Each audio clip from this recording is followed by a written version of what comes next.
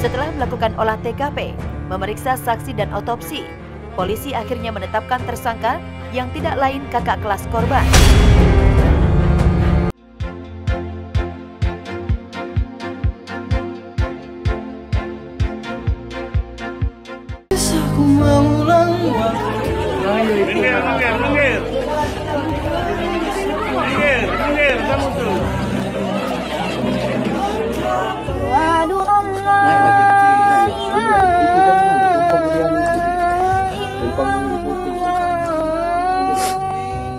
Keadilan untuk Ibu Soimah, ibu santri Gontor yang tewas dianiaya seniornya, perlahan tapi pasti mulai mendapatkan titik terang.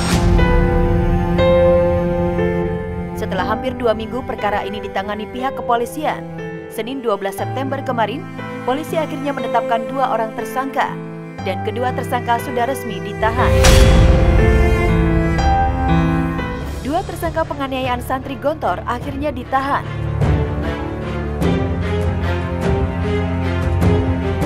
Ya, penyidikan kasus kekerasan yang menyebabkan meninggalnya Albar Mahdi, santri kelas 11 Pondok Darussalam Gontor Ponorogo, menemukan titik terang.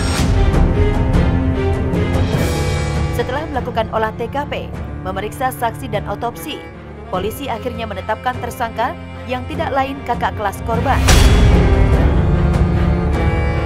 Keduanya MFA, santri asal Tanah Datar Provinsi Sumatera Barat, dan IH, asal Pangkal Pinang, Bangka Belitung, yang masih di bawah umur, ditahan di rumah tahanan anak.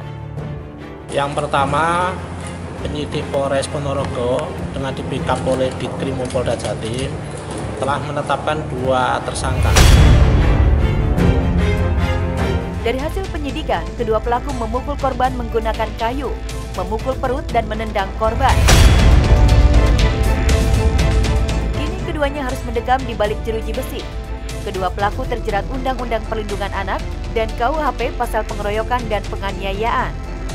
Keterangan dari tersangka bahwa alat pukul tadi atau bambu tadi untuk mukul di paha.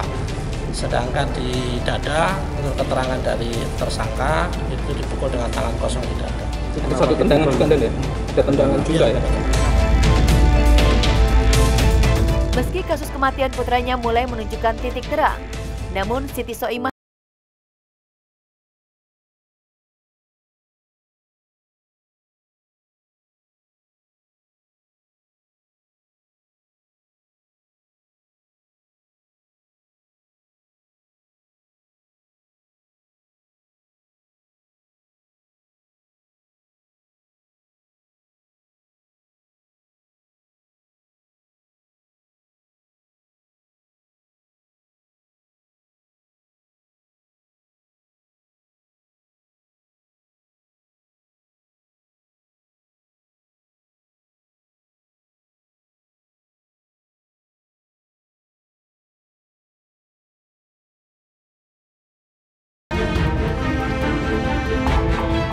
satu persatu barisan Ferdi Sambo dibersihkan.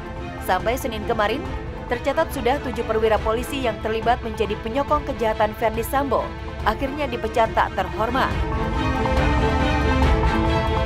Dan setelah geng Sambo di kepolisian mulai dibersihkan, Sambo perlahan mulai ditinggalkan.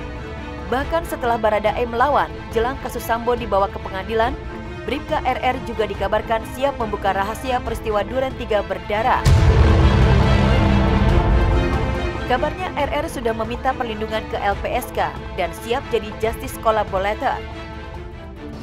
Sudah on the track ya kasus ini. Mulai dulu Sambo sampai sebulan mengelak, mengecoh, tapi aspirasi masyarakat menghendaki lain karena punya bukti-bukti dan etika lain, lalu Kapolri terima itu semua. Diotopsi ulang, oke. Mau dipisah, dikosongkan dari orang-orang divisi Propam, Duren 3, oke.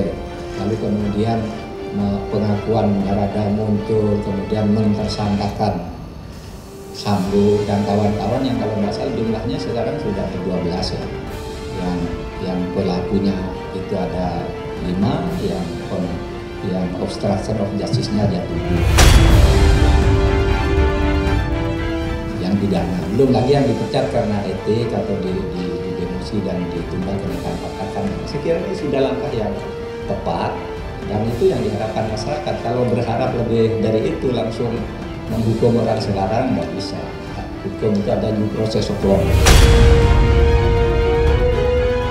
Sampai hari ini LPSK belum menerima permohonan dari Bribka RR, baik secara langsung maupun dari kuasa hukumnya. Tetapi LPSK sangat terbuka untuk permohonan tersebut. Jika nantinya memang akan ada permohonan sebagai DC, maka LPSK akan melakukan investigasi dan melakukan penelaahan terlebih dahulu untuk permohonan itu. 2 bulan kasus Duren 3 berdarah menjadi perbincangan panas. Nama sang aktor utama Ferdy Sambo paling populer di jagat maya. Netizen tersambo-sambo. Adegan dan gaya Sambo saat jalani sidang kode etik ditiru netizen.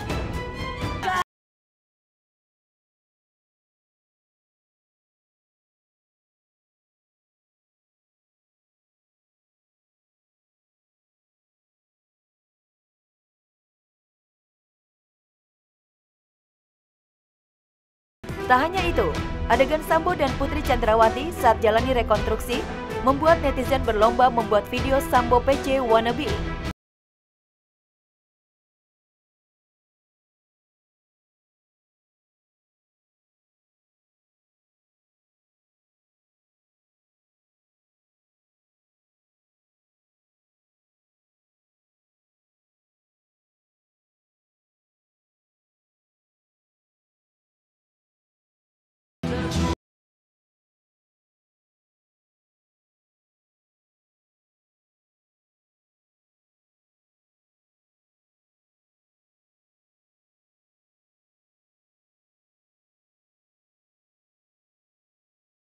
Dan yang paling mengejutkan, saking mendadak kesohor nama Ferdy Sambo, seorang ibu di Sekayu menamai bayi laki-laki yang baru lahir dengan nama Ferdy Sambo.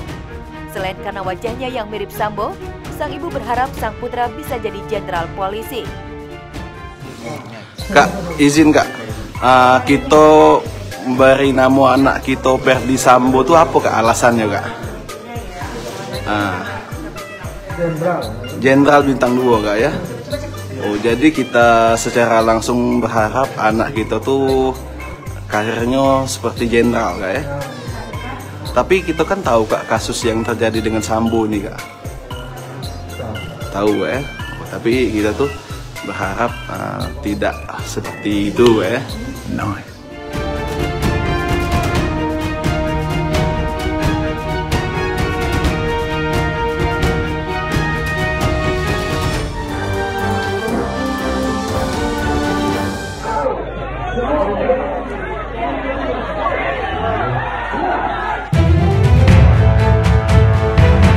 Orkes dangdut berakhir ricuh, warga saling pukul. Orkes dangdut di sebuah acara sunatan warga Desa Temayang, Kecamatan Kerek, Kabupaten Tuban, Jawa Timur, berakhir ricuh. 2 kelompok pemuda yang sedang menikmati hiburan secara tiba-tiba saling pukul dan adu jotos. Petugas TNI dan Polri yang sedang berjaga pun kewalahan melerai mereka.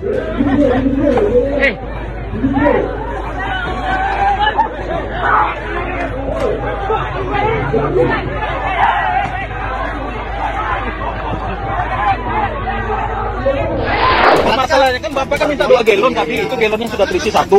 Bapak nggak dikasih 2 galon, Bapak mau permasalahkan ini. Ya tadi kan Bapak ngomong begitu. Bapak nggak ada surat tugas, minta 2 galon, kami maunya 1. Tapi Oknum polisi diduga meminta 2 galon BBM ke ABK. Beredar video memperlihatkan oknum polisi yang diduga meminta 2 galon minyak ke awak kapal tengah viral di jagat media sosial. Tampak dalam video tersebut, oknum polisi itu sedang adu argumen dengan awak kapal, lantaran pihak ABK hanya memberikan 1 galon saja. Unggahan ini pun langsung diserbu warganet. Banyak yang merasa sudah tak percaya lagi dengan aparat kepolisian. Kamu yang ngisi tadi? Mana tadi galonnya? Saksi. Ini saksi. Mana galonnya? Itu galonnya. Itu galonnya. Mana?